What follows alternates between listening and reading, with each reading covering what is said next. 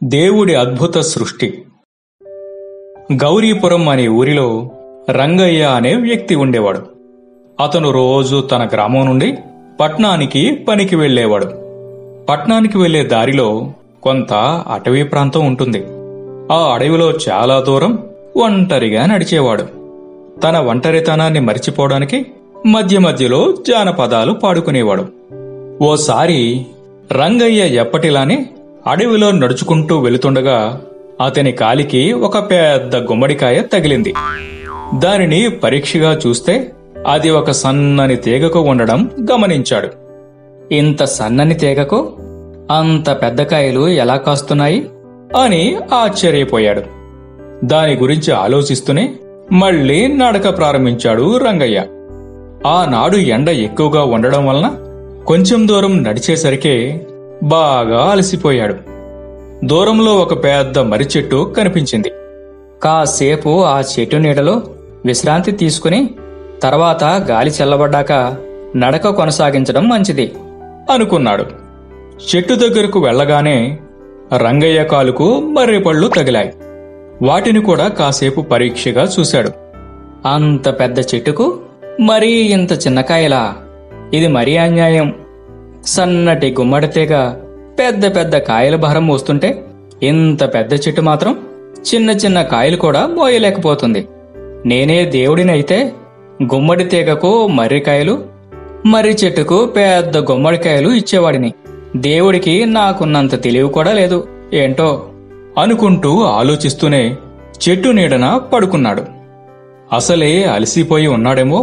వెంటనే నిద్ర పట్టేసింది. కాసేపటి తర్వాత గాలి గట్టిగా వీయడంతో మర్రి చెట్టు కొమ్మలు కదిలి కొన్ని మర్రి పండ్లు అతడి తలపై పడ్డాయి. వెంటనే ఉలిక్కిపడి లేచాడు రంగయ్య. కాసేపు ఆలోచనలో పడ్డాడు. దేవుడు చాలా తెలివైనవాడు కాబట్టే అలా సృష్టించాడు. లేకపోతే ఈ పాటికి నా తల బద్దలైపోయేది. ఇంతకు ముందు దేవుడి సృష్టిని తప్పుపట్టడం నా తెలివి తక్కువతనం అనుకున్నాడు. ఈ కథలో నీతి ఏమిటంటే ప్రకృతిని, సృష్టిని అందరూ గౌరవించాలి. ఏనుగును ఆట పట్టించిన కాకి. అనగనగా ఒక అడవిలో కాకుల గుంపు ఒకటి ఉండేది. ఆ గుంపులో చాలా అల్లరి చేసే కాకి ఒకటి ఉండేది. దాని చిలిపి చేష్టల కారణంగా ఒక్కోసారి మిగిలిన కాకులన్నీ ఇబ్బందుల్లో పడేవి. దాంతో ఆ కాకుల గుంపు నాయకుడు దానిని ఎప్పుడూ మందలిస్తూ ఉండేవాడు. ఓసారి విసుగు చెందిన అల్లరి కాకి ఎవ్వరికీ చెప్పకుండా గుంపు నుండి దూరంగా ఎగిరిపోయింది. చాలా కాలం తర్వాత దానికి స్వేచ్ఛ దొరికిందేమో. ఆ కొత్త ప్రదేశంలో కేరింతలు కొడుతూ ఆనందంగా ఎగిరింది. అక్కడ దొరికిన ఆహారం తింటూ తన ఇష్టం వచ్చినట్లు గడిపింది. చివరికి ఓ పెద్ద చెట్టు మీదకి చేరింది. ఆ చెట్టు క్రింద హాయిగా పడుకున్న ఏనుగు ఒకటి ఆ కాకికి కనిపించింది. వెంటనే దానికి ఒక చిలిపి కోరిక పుట్టింది. ఎలాగైనా ఆ ఏనుగు నిద్ర చెడగొట్టాలని అనుకుంది. వెంటనే చెట్టు మీద నుండి రివ్వున కిందకెగిరి తన ముక్కుతో ఏనుగు వీపు మీద పొడిచింది. కాకి వాడి అయిన ముక్కు చురుక్కుమంటూ గుచ్చుకోవడంతో ఏనుగు ఒళ్ళు విదుల్చుకుంటూ కళ్ళు తెరిచింది. కాకి చెట్టు మీదకి చేరి పకపక నవ్వింది. ఏయ్ కాకి, నా నిద్ర ఎందుకు పాడు చేసావు? అంది ఏనుగు కోపంగా. ఊరికే సరదాగా అంటూ కాకి మళ్లీ నవ్వింది. చేసేది ఏమీ లేక ఏనుగు కళ్ళు మూసుకుని పడుకుంది. కొంచెం సేపటి తరువాత కాకి మళ్లీ రివ్వుమని కిందికి వచ్చి ఏనుగు వీపు మీద మరోసారి పొడిచి వెళ్లి చెట్టు ఎక్కి కూర్చుంది. ఏనుగు నిద్ర మరోసారి చెడింది.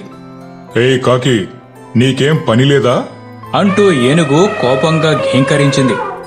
కాని కాకి మరో 2-3 సార్లు అలాగే చేసింది. దాంతో ఇక లాభం లేదని ఏనుగు అక్కడి నుండి లేచి బయలుదేరింది. ఆ అల్లరి కాకి ఏనుగు వెళ్లిపోతుండడం ఇంకా సరదాగా అనిపించింది. మరోసారి ఎగిరి ఏనుగును తన ముక్కుతో పొడిచి వెళ్లి ఒక చెట్టు మీద వాలింది. ఏనుగుకి కోపం ముంచుకొచ్చింది. కాకికి ఎలాగైనా బుద్ధి చెప్పాలని నిర్ణయించుకుంది. అక్కడికి దగ్గరలో ఉన్న చెరువులోనికి దిగి తన తల, వీపు తప్ప మిగిలిన శరీరమంతా నీటిలో ముంచింది. అది చూసిన కాకికి మరింత ఉత్సాహమనిపించింది. ఆహా నాకన్నా 1000 రెట్లు బలమైన ఈ ఏనుగు కూడా నా దెబ్బకు భయపడిపోయి వెళ్ళి నేలలో దాక్కున్నది చూడు అంటూ నవ్వుకుని ఈ పిరికి ఏనుగుకి మరోసారి నా దెబ్బ చూపిస్తా అనుకుని అది రివ్వున ఎగిరి ఏనుగు వీపు మీద వాలి దాన్ని పొడవబోయింది. కాని కాకి అలాగే చేస్తుందని ముందుగానే ఊహించిన ఏనుగు అప్పటికే తన తొండంలో నింపుకున్న నీటిని ఉఫ్ఫుమంటూ గట్టిగా కాకి మీదకి చిమ్మింది. ఆ నీటి తాకిడికి ఉక్కిరిబిక్కిరైన కాకి ఇక ఎగరలేక ఆ చెరువులో పడి గిలగలా కొట్టుకున్నది. కొద్దిలో అయితే అది ప్రాణాలు పోగొట్టుకునేదే. కాని దయగల ఏనుగు కాకిని చూసి జాలిపడి దానిని ఒడ్డు మీదకి విసిరేసింది. కాకికి ఇక బుద్ధి వచ్చింది. తనను క్షమించమని అది ఏనుగును వేడుకున్నది. ఏనుగు గంభీరంగా చిరునవ్వు నవ్వి తన దారిన తను వెళ్ళిపోయింది. ఈ కథలో నీతి ఏమిటంటే ఇతరులతో ఎల్లప్పుడూ మర్యాదగా ప్రవర్తించాలి. కప్ప తెలివితేటలు. ఒకానొక అడవిలో సాధు జంతువులు మాత్రమే ఉండేవి. అవి అన్నీ కలిసిమెలిసి ఎంతో ఆనందంగా జీవించేవి. ఎవరికి ఏ కష్టం వచ్చినా అన్నీ పాలు పంచుకునేవి. సంతోషకరమైన విషయం అయితే ఎగిరి గంతులు వేసేవి. అలాంటి అడవిలోకి ఒకనాడు కొత్తగా ఒక పులి, ఒక సింహం వచ్చి చేరాయి. వాటి రాకను గమనించిన జంతువులైతే భయంతో అక్కడి నుండి పరుగులు తీశాయి. ఆ జంతువులను చూసి తమకిక ఆహారానికి లోటే ఉండదని, తమ పంట పండిందని పులి, సింహం చాలా ముచ్చటపడ్డాయి. అయితే కొద్దిసేపటికే ఆ అడవికి రాజుగా ఎవరుండాలన్న విషయంలో ఆ రెండింటి మధ్య వాదన మొదలైంది. నేను మృగరాజును, కాబట్టి ఈ అడవికి నేనే రాజునవ్వాలి అంది సింహం. నేను పులిరాజును, కనుక ఈ అడవికి రాజయ్యే అర్హత నాకే ఉంది అని సమాధానం ఇచ్చింది పులి. వాటి మధ్య మొదలైన వాదన కాస్త గొడవగా మారింది. కాస్త దూరంలో గుంపుగా చేరిన జంతువులన్నీ పులి, సింహం పడుతున్న గొడవను చూసి ఎవరు రాజైతేనే తమకు మాత్రం దినదిన గండమేనని కన్నీళ్లు పెట్టుకున్నాయి. ఇదంతా గమనిస్తున్న ఒక చిన్న కప్ప జంతువుల పరిస్థితిని చూసి జాలిపడింది.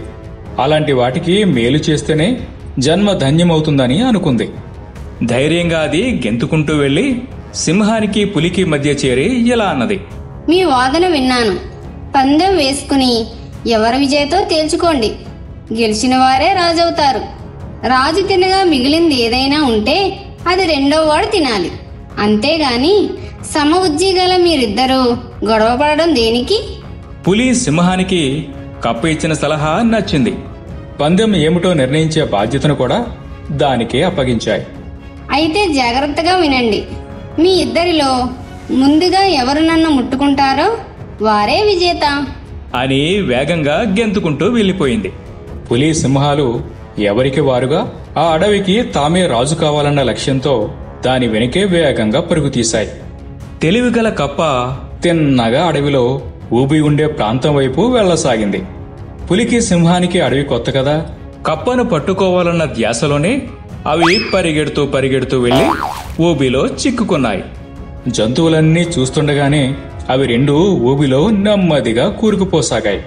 తమకు వచ్చిన పెద్ద ఆపదను తప్పించిన చిన్న కప్పకు జంతువులన్నీ ఎంతగానో కృతజ్ఞతలు తెలుపుకున్నాయి. ఆ తర్వాత మళ్లీ అడవంతా మునిపటిలా సంతోషంతో నిండిపోయింది. ఈ కథలో నీతి ఏమిటంటే చిన్నపాటి తెలివితో పెద్ద ఆపద నుండి కూడా గట్టెక్కవచ్చు. దెయ్యం చేసిన మేలు. అడవికి ఆనుకుని ఉన్న గ్రామంలో శాంతమ్మ, శివుడు అనే తల్లి కొడుకులు ఉండేవారు. తల్లి ఒట్టి అమాయకురాలు. ఇరుగు పొరుగు వారు ఆమెకి మాయమాటలు చెప్పి తమకు కావలసినవి తీసుకెళ్లిపోయేవారు. బాగా డబ్బు సంపాదించి తల్లిని సుఖపెడదామనుకునే శివయ్యకు ఆమె చేసే పనులు కోపం తెప్పించేవి. ఒక రోజున శాంతమ్మ ఇల్లు సర్దుతుంటే ఒక మూలన సంచి కనిపించింది.